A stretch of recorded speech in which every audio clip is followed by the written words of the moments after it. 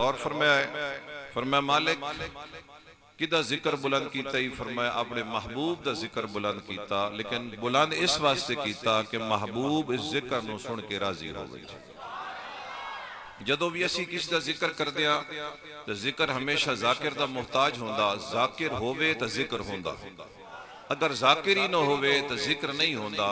قربان ونیا اس ذکر تو جدو کوئی ذاکر نہ تو وحدہ لا شریک اپنے محبوب دا ذکر پہ کردائی، تے جدو کوئی ذاکر نہ ہو سی اللہ اللہ کرنے والے سارے مک ویسن، تے اس وقت بھی محبوب دا ذکر کرنا ذاکر موجود ہو سی۔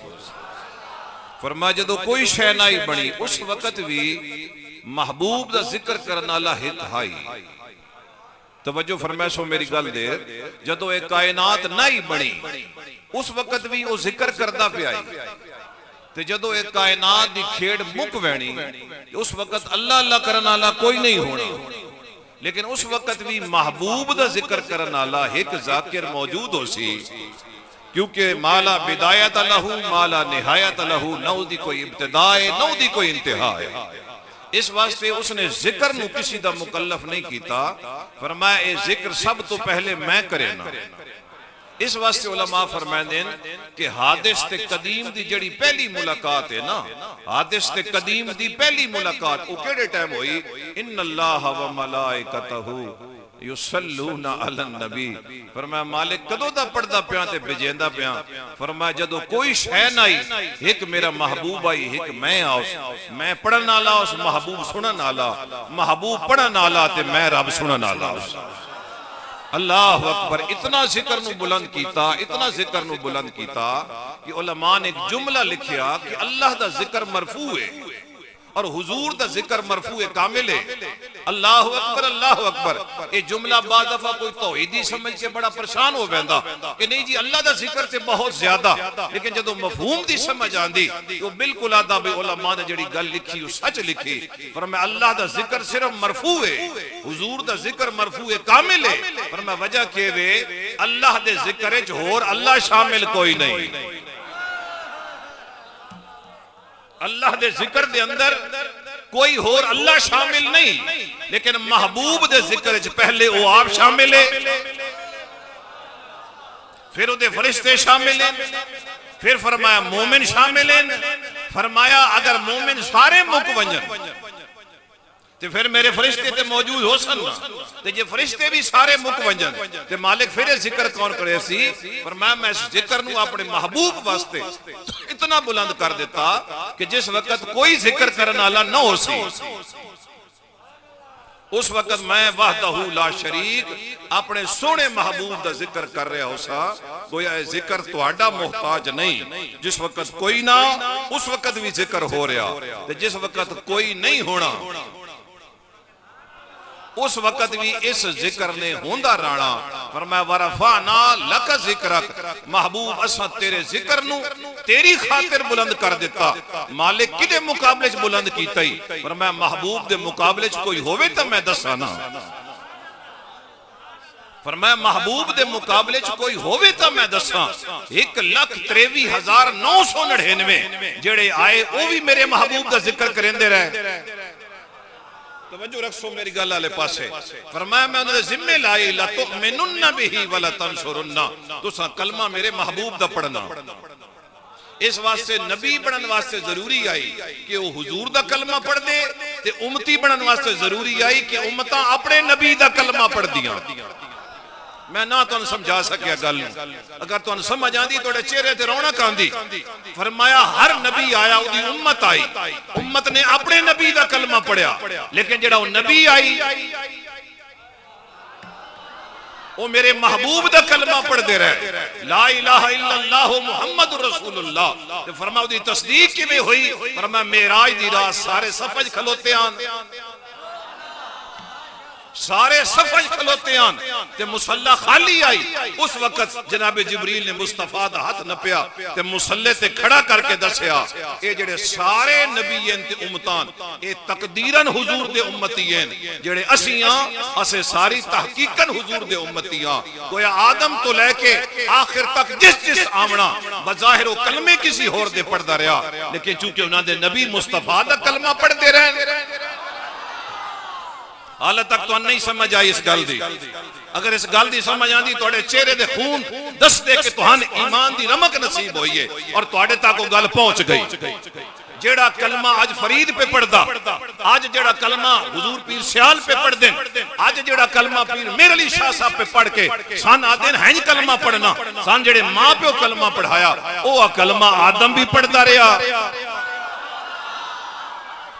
اوہ کلمہ جناب عیسیٰ علیہ السلام بھی پڑھ دے رہے, اوہ کلمہ جناب سلیمان پاک بھی پڑھ دے رہے. میں تسلی واسطے ایک روایت توڑے سامنے رکھ دے ماں کہ حضرت سلیمان علیہ السلام اپنے لشکر تے بہندے پہن جس وقت مدینے دی سرزمین آئی آپ لے پہ جوتیاں لا چھوڑیاں زمین عبور کیتا پیدل تے امتی حیران ہو کے آصف بن برخیہ جیسے پش دے پہن پچھے بھی اپنے تخت سوار آئے اگے بھی اپنے تخت سوارے ایس زمین پیدل کیوں عبور کی نے فرمایا اتھے اللہ دے آخری نبی آمنا, اتھے اللہ دے آخری نبی نے آمنا.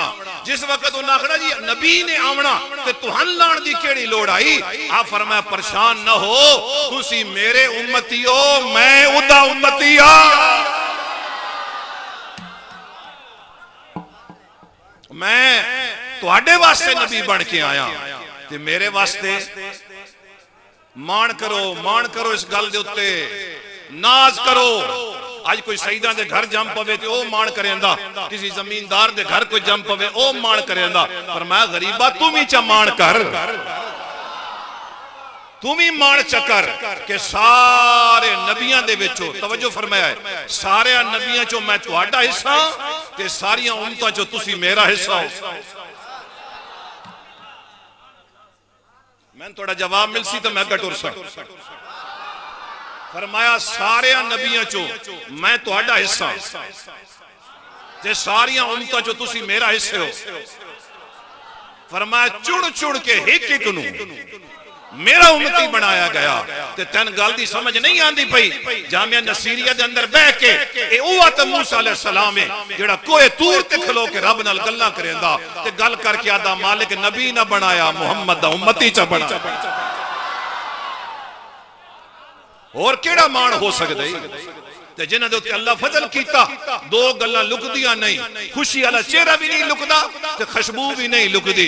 جنہاں حضور دے آمن دی خوشی ہے نا انہاں دے گھر بھی دسیندے پین, انہاں دے گھر بھی دسیندے پین, انہاں دے چہرے بھی دسیندے پین. تیرے ہاں پتر جمے تو نویں کپڑے سے وینا, عید ہوئے نویں کپڑے سے وینا, لیکن جس وقت مصطفیٰ آمن تے حضور دے غلام نویں امامے سر تے بندے نویں کپڑے پا کے آدھے مالک اے ساریاں اس تا مصطفیٰ دے صدقے ملیاں. ہن میں تسی دسو بھئی اے جڑا تخت بلقیس آمنا اے تحت عادت نہیں, اے اللہ دی شان نہ لایا, تحت قدرت نہ اتنے سکنٹاں دے وچ نہیں, اکھ دے جھپکڑ تو پہلے جدو تخت بلقیس سامنے لے کے رکھ دیتا گیا علماء فرماتے نے تحت عادت نہیں اے تحت قدرت اللہ بڑی شان پہ بکھیندا. تے جس دی امت دے وچ آصف بن برخیہ جائے جنے ہومن, جس دی امت دے وچ آصف بن برخیہ جائے اللہ دے ولی ہومن, انہاں دا نبی بول کے آکھے, انہاں دا نبی بول کے آکھے میں تہاڈا نبی ہاں, میرا او نبی ہے, مڑ ساڈا مان تو ود نہ گیا جی. کہ ادو صدا بیان دی کنتم خیر امتن, محبوب سوڑے جڑی تین امت دیتی نا وہ سارے چو چنگی امت ہے.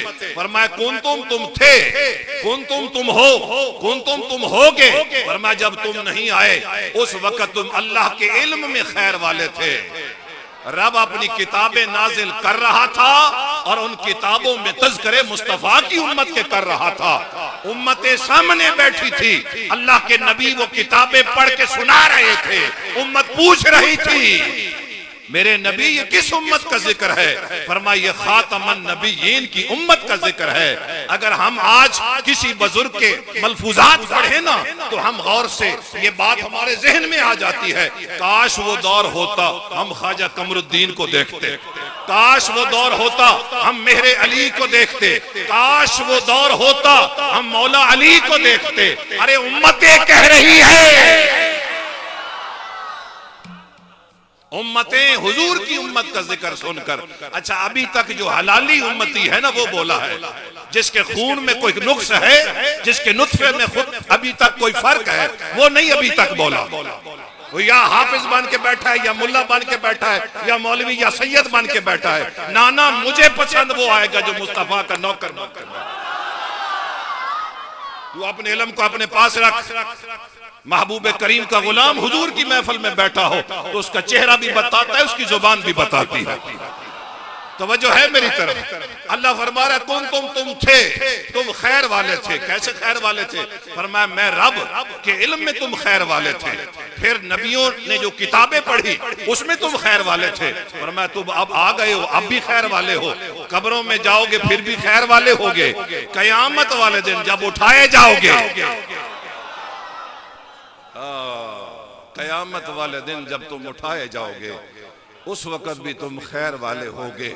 اور یہی وہ جملہ ہے جو معراج کی رات مصطفیٰ انبیاء کی مجلس میں انبیاء اپنے اپنے خطبے پڑھ رہے تھے، حضور اپنی امت کا خطبہ پڑھ رہے تھے، اور حضور بتا رہے تھے کنتم خیر امت اخرجت للناس، اللہ نے مجھے امت خیر عطا فرمائی ہے۔